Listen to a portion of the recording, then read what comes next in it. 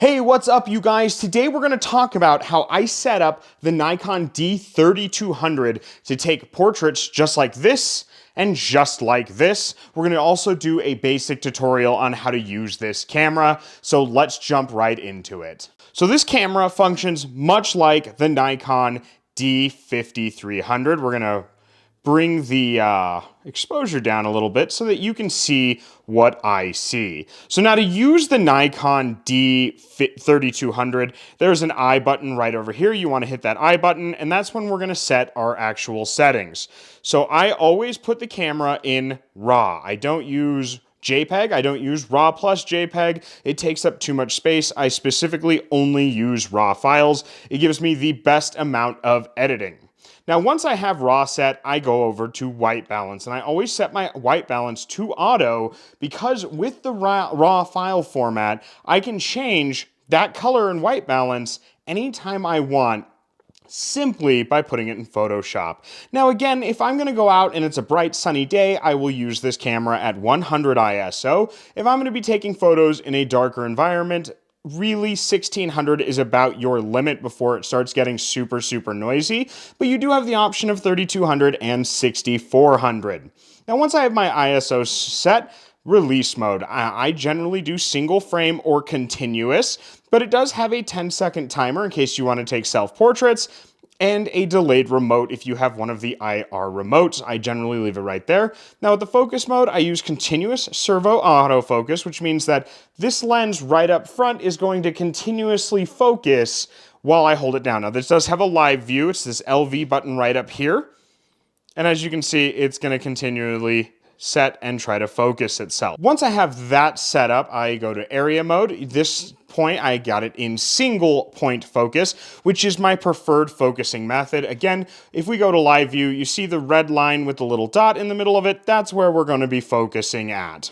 Area mode, metering, again, matrix metering. It's going to try to meter for an entire photo. Center weight metering, it's going to try to focus. It's going to try to expose for right there, and then spot metering is usually what I have it on, but I was using this outdoors, so I did have matrix metering last time I used it. I don't mess with exposure compensation. We will do a video on that, as well as flash compensation, but as you can see, the back screen of this is much simpler than it is on the Nikon D5100. Now, to use the actual camera itself, we're going to go through the settings really quick and how you use those settings. So I'm going to move my tripod out of the way. Your on-off switch is right here. This is your video record button. So if you press that in live view, you'll start taking video. I always have mine on manual, but aperture priority also works really well as shutter speed priority. Those are the three that I primarily use. Now to adjust your shutter speed, you have this knob right here, and this will adjust our shutter speed up and down. And if we hold this button here, your plus minus button, one second, you hold that plus minus button and adjust it, you'll actually adjust your f-stop. Now ISO, again, is controlled by the little I button right down here, and we can change the kind of single frame, continuous, self-timer, all with a push of this button right here.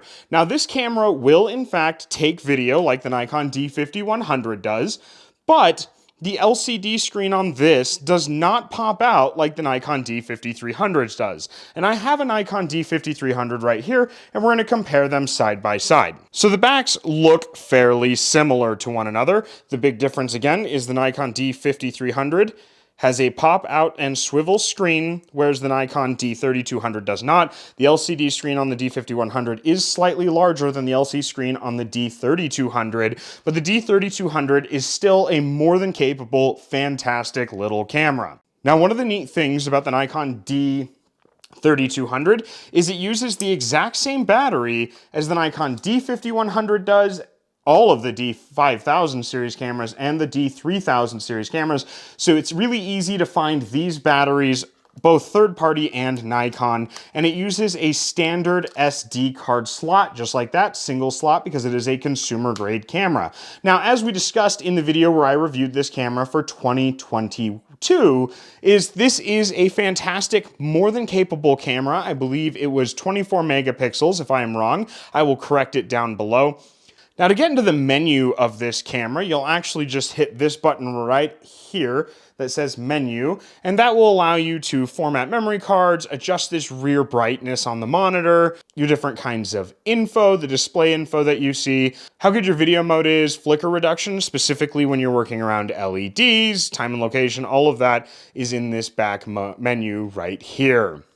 Now, I don't use a whole lot in the back menu itself because most of these options are where this I button is at, and you can get your camera completely set up to go out and take wonderful photos just the way it is. So that is my quick setup guide for the Nikon D3200. And like I said in the video where I reviewed it for 2022, that if you have a 5000 series camera already, or if you have the budget for it, it's probably worth more to get the D5100 or a D5300 than the D3200, just because the D5000 series cameras are about the same price as this camera used, but they offer more capabilities. Now, I'm not saying that this is a bad camera. This is actually a really fantastic camera. I've taken some absolutely amazing photos with it, so if you already have one, or you're gifted one, or you find a really, really good deal on it, I definitely recommend picking up a D3200 in those circumstances, specifically because it does allow you to take video, and it does, in fact, have an external jack for an external microphone, so you could use it for a vlogging camera or a YouTube video camera if you're on a tight budget, and that's something that you want to look into because, again, it does allow you to take video. The fact that this uses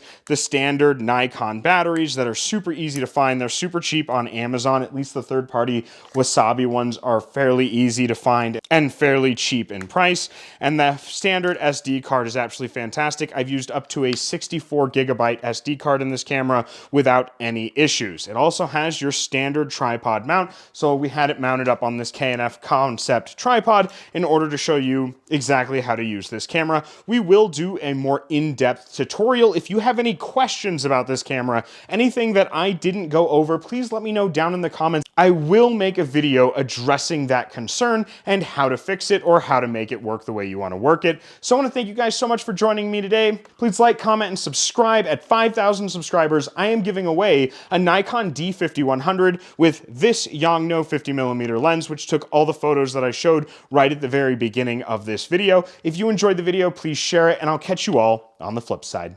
Bye!